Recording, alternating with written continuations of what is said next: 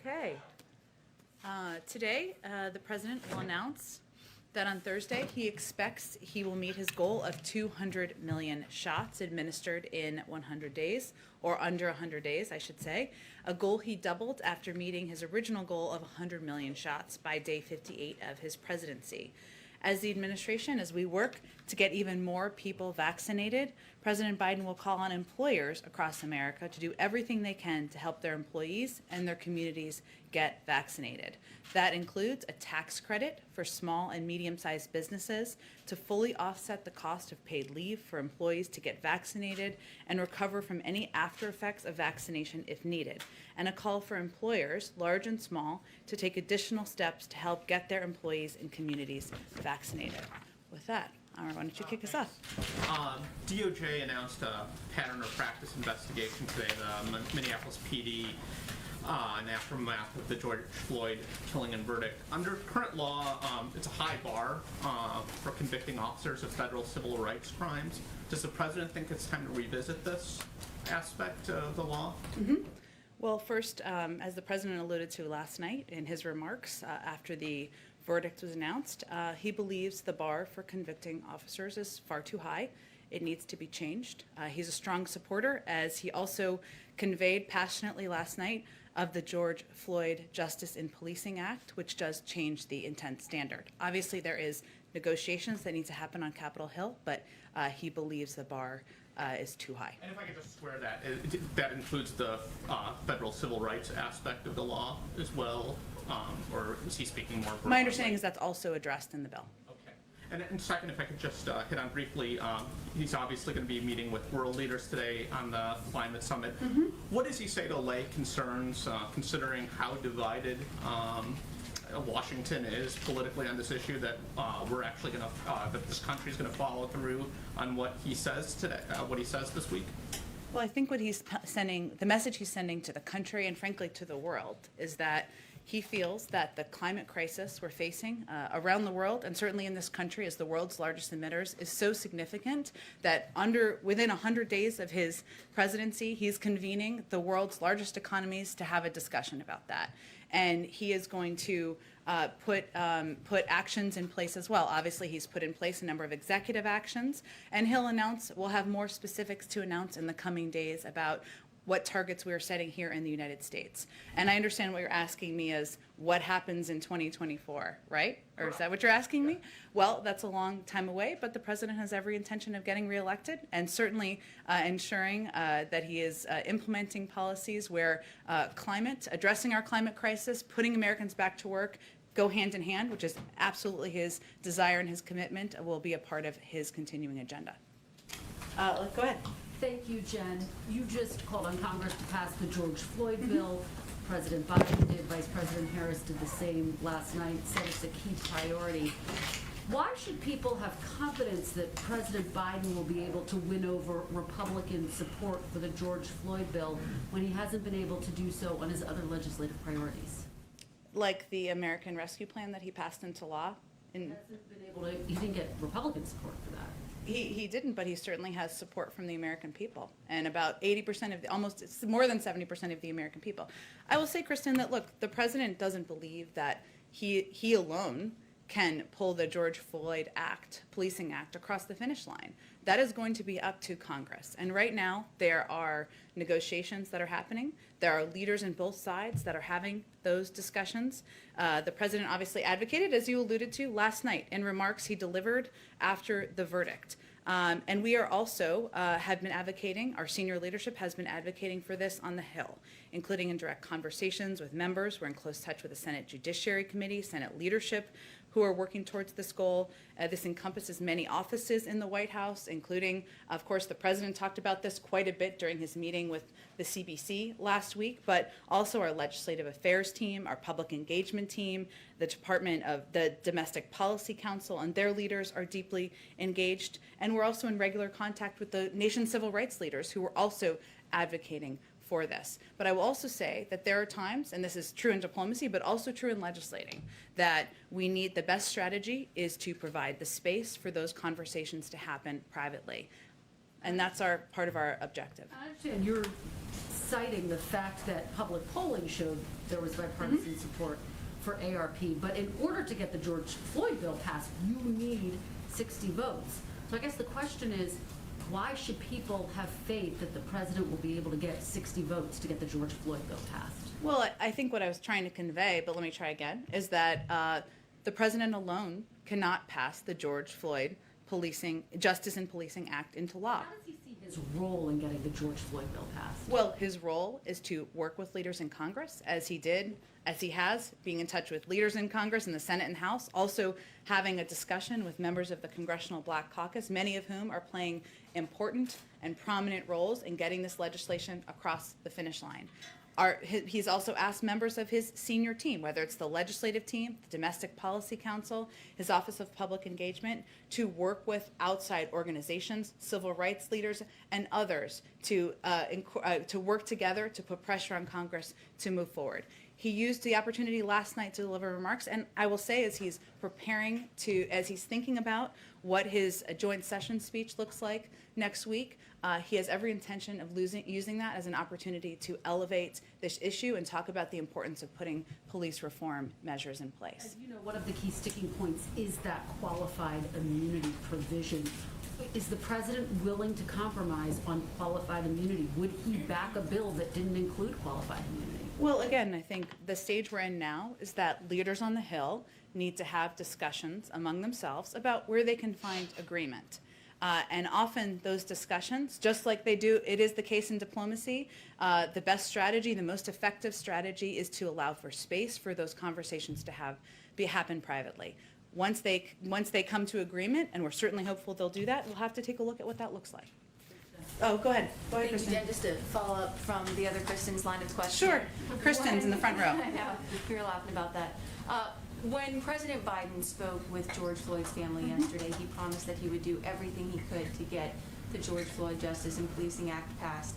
So would that potentially include supporting getting rid of the filibuster if he can't get the 60 votes needed to pass the Senate? The president's view remains the same, which is that he believes there should be support from Democrats and Republicans to put in place common sense, long overdue measures to reform our police and justice system. And he believes rebuilding trust among communities is something that Democrats and Republicans should support. There are conversations that are happening now that involve Democrats and Republicans, and he wants to leave the space for that, so he doesn't believe that having a discussion about the filibuster is constructive to that at this point. Okay, and 2 questions on immigration. Is President Biden potentially open to doing immigration reform through reconciliation? Well, this is another area where the president looks both at history and past history and also recent history, and sees that there has been bipartisan support. There is bipartisan support, for example, on the Dreamers and moving forward there. And he believes that modernizing our immigration system and putting in measures in place to address that is something that should warrant bipartisan support. So his view is that right now, this should not be, that the conversation should not be about a reconciliation process. It should be about moving forward in a bipartisan manner. And so, I mean, these members of the Congressional Hispanic Caucus that President Biden met with yesterday, they said that we need to find any other form and avenue to achieve as much as we can, and that can include reconciliation. So I guess, can you at least confirm that that did indeed come up during their meeting That yesterday? members of Congress raised this issue? No, they were saying that President Biden raised this issue and that he at least expressed some degree of support for it. Well, I guess I can articulate what the president's point of view is, and certainly what his intention of conveying in any private meeting was, which is that he believes there should be bipartisan support. Of course, members are going to propose a range of mechanics for moving things forward, but his view is that the conversation right now should not be focused on reconciliation. It should be focused on finding a bipartisan path forward. Go ahead. Thanks, Jen. You mentioned Republicans and Democrats negotiating this on Capitol Hill. Is it Immigration or? I'm so sorry. Immigration's on my mind. No, it's okay. I just wanted to make sure I was answering the right question. No, on the George Floyd Act, or this issue of police reform. Does this White House see this as the George Floyd Act, all or nothing? Is there room for Republican proposals like the one from Senator Tim Scott? Of course, this is going to be a discussion, and a lot of the conversations right now, as you know, from covering this, are happening between Democrats like Senator Cory Booker and like Senator Tim Scott, and they're going to have to decide where they can find agreement moving forward. Ultimately, the president believes, as he conveyed quite passionately last night, that we need to put in place police reform measures. They're long overdue, and certainly the events of the last few weeks elevate this as an issue we should be we should be addressing as a society. So we know that democracy in action means there are negotiations, there's compromise. We'll see what that looks like, but our objective here is to stay in close touch through senior members of our White House team, through the president himself, to be helpful and constructive and get feedback as needed, but also to leave space for those conversations to happen. Because you mentioned the negotiations on the Hill as a separate entity from this White House. Could you just elaborate on what you just said, the president's involvement and senior staff's involvement? We've seen the president get involved in negotiations on infrastructure, on COVID relief. Will he get involved in something like police reform? He had a high-level conversation with members of the Congressional Black Caucus just last week. And this was a prominent part, an important part of that conversation. And I wasn't intending to send, so I appreciate you asking, I wasn't intending to convey that it was separate. It's not separate, but there are conversations that are happening between Democrats and Republicans on Capitol Hill. We are staying abreast of those. We are certainly engaged with a number of those members at a range of levels in this White House, including at the president's level, but also from leaders in the legislative team, from leaders of his Office of Public Engagement, and from leaders of the Domestic Policy Council. Does the president have a deadline by which he would like to see this on his desk, given where this falls in the national discourse right now and the importance and the potential for losing the momentum that exists? Well, I think the president certainly sees this moment as an opportunity to redouble everyone's efforts in getting this legislation passed and move forward.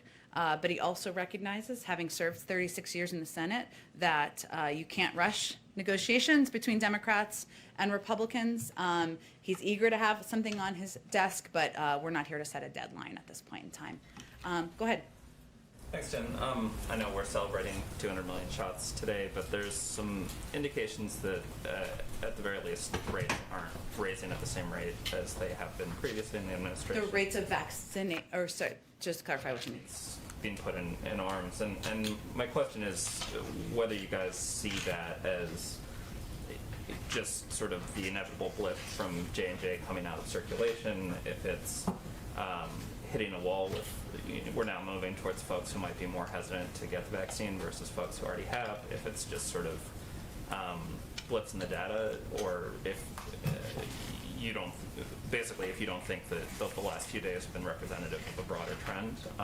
And more broadly, I know that you, or the president's planning to announce this tax break going into effect, but are there other things that you can talk about the administration doing to address hesitancy, since it now seems to be squarely pivoting away from folks who are eager to get the vaccine and towards folks who are not? Well, first I would say, and you asked a few questions there, so let me see if I can answer all of them.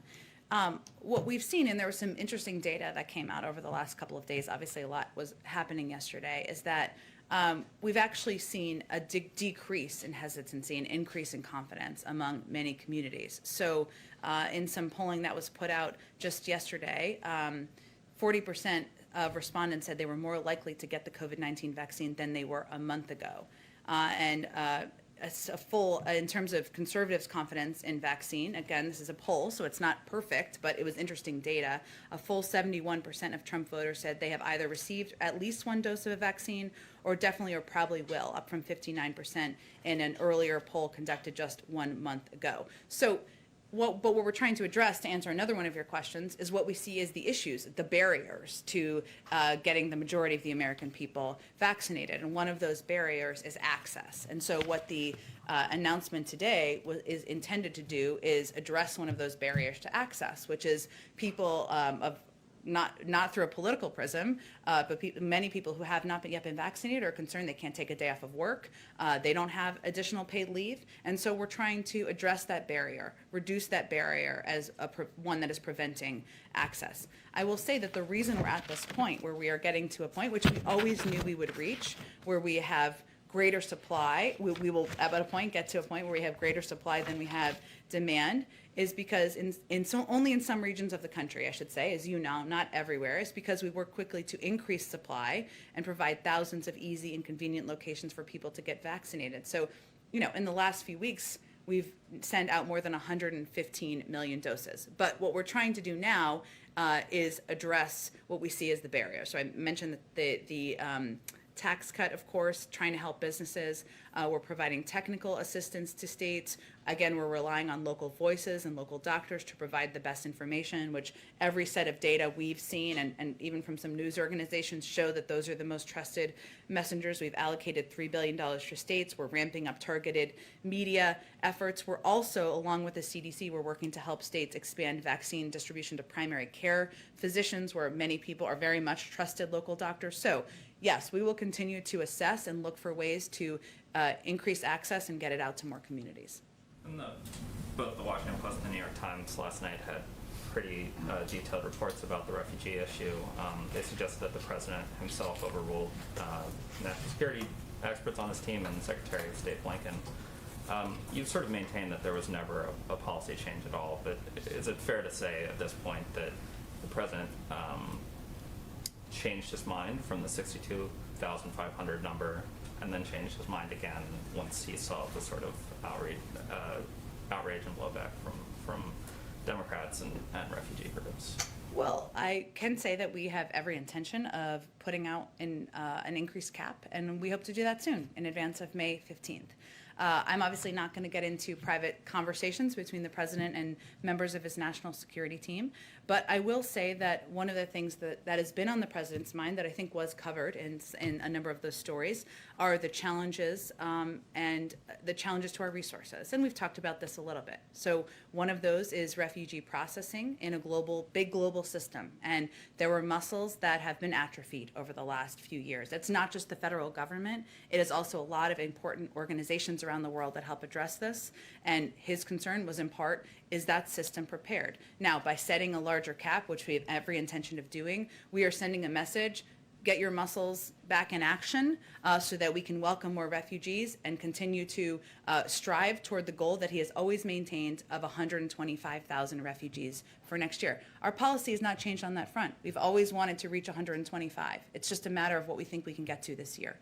Well, the State Department is in charge of processing refugees. Mm-hmm. If the Secretary of State is encouraging the president to sign the paperwork to raise the cap, that would suggest that he feels that the State Department, despite whatever atrophy may have happened, could have raised that limit, and that the president, because of perhaps, worries about if HHS could support the refugees when they got here, perhaps because of political calculations, overruled the Secretary of State. And so I'm asking if you can explain why, if the State Department says that they can do this, the president didn't think that they could.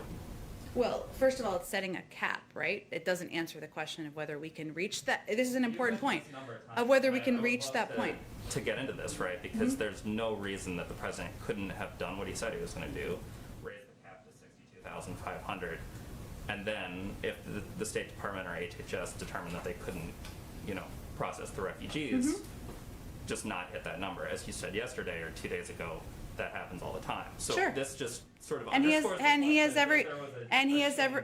every intention of raising the cap. The Friday announcement was not about the top level of the cap. And I think that's an important thing for people to understand. But I'd also say, as you alluded to in your question, the State Department, yes, they do the they do the vetting, which is an important part of the process and can take months. And there are a low number of refugees that are currently through a security vetting process, despite numbers that have been put out there and in reporting which are inaccurate. There's a low number. Hundreds of people that have already been. What'd you say? It's not hundreds of people that have already been approved by the State Department. I think the reports are something like 700 people have had to cancel flights because of. And the flights have resumed. The flights have resumed as of Friday. But there's also another component of this, because it's an interagency process that addresses refugees resettlement, right? ORR, the Office of Refugee Resettlement, which is not a part of the State Department, has a component of this as well. It's a part of HHS. The President looks at all of the government, all of our resources available, what he thinks the capacity is, but he also is looking for assessments from the interagency team on what's possible. That's what his questions were. Hence, we'll have more to say when we have a conclusion on that.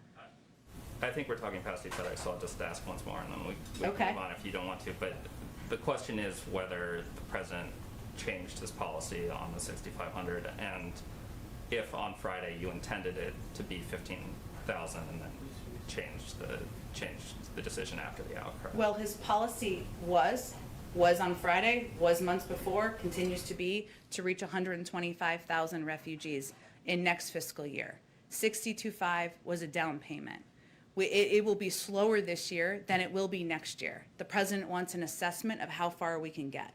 That's what he's looking for. The State Department has a component of that. HHS is a component of that. We're going to look at all of that. And the refugee cap, and the point I've been trying to make, which I know you don't love, but that's okay, but to others, is that the cap is something that is not typically reached. We wanted to send a clear message. We are a country that is welcoming refugees. We recognize that that is not the message that was sent. And so we reassessed, but it's not a change in policy. It's just making sure we're sending a clear message to the world about who we are. America's back. We're welcoming refugees. We need to get our muscles back working again, and we'll have an updated cap hopefully soon. Go ahead, Trevor. To the point about kind of getting the muscles back to where Yeah. they need to be, we're curious just about what capacity does exist right now for the government. And when you talk about the Office of Refugee Resettlement, is one of the issues that some of the employees there have been transferred over to dealing with some of the asylum issues? Is that one potential issue there? Well, one of the issues, the president wanted an assessment of whether they could do both, right? There are components that exist in different agencies of government, right? But whether they could do both, whether there was enough funding to do both, there has been funding transferred from other components of HHS to help address the unaccompanied children, the number of unaccompanied children who are coming across our border. But also there was a hiring freeze at the Office of Refugee Resettlement during the last administration, and there were only a couple thousand, low number of thousand refugees who were welcomed in during the last fiscal year. So it's not just government, it's also external organizations who play a vital role. And certainly, and this is one of the points I think maybe we weren't in agreement, but I think you were getting to, or what I was trying to get to, is that it's also these high caps, the 125 cap is sending a message to the world. We're going to do this, work with us on this, work with us on vetting, work with us on resettling and assistance that's needed. There are legal requirements and funding requirements that we need to help refugees when they come into the country from ORR. There's funding requirements for that, but we also acknowledge a lot of the funding comes from outside organizations. That needs to be prepared as well. There's one other factor we haven't talked about, but is an interesting one, I think, is there are some limitations that have come about because of COVID. Because sometimes, typically in the past, people have traveled to do some of these vetting interviews and expedite moving refugees through processing. Also, people coming into embassies around the world, that's an additional challenge. We were looking at assessment of all of these items. And do you have a number just of how many refugee officers have been transferred over to dealing with asylum or unaccompanied minor issues? Transferred over from UACs or transferred over? Who work in the Office of Refugee Resettlement as officers, but now they're working primarily on unaccompanied children? We have some funding numbers. I don't think I have staff numbers in front of me. I'd certainly send you to them, but we can check if there's more specifics. And then are there outstanding security concerns around the refugee resettlement program that are being addressed as part of this review that you're doing? Well, there's a fairly stringent vetting process that takes place, and that can take months and months. It really depends. There have been some limitations and delays, frankly, because of COVID, which has happened in other areas as well. I'm not saying that's the totality, but that is certainly a factor. But that can certainly take some time, so that's had an impact as well. Okay. But not new security issues, if that was what you were asking. Yes, thank you. And then just on policing, just quickly, just curious, we were talking about the DOJ announcement this morning. Is there any White House reaction on that decision to start that investigation? And has there been any other outreach that you've done to police groups or to civil rights groups since the Floyd verdict as you move forward on that? Sure. Well, let me first say that during the campaign, the president pledged to appoint DOJ leadership that would prioritize pattern or practice investigations. And so last week, Obviously, we didn't know the outcome, right, of the verdict, but just to give a little history here, last week the Attorney General reversed a Trump administration memo that limited the use of consent decrees with respect to investigation of police departments. And obviously, while we didn't know what the announcement would be today, the announcement today of this new investigation into policing policies in Minnesota, there's kind of a direct pattern right there of what the president was advocating for, who he nominated, the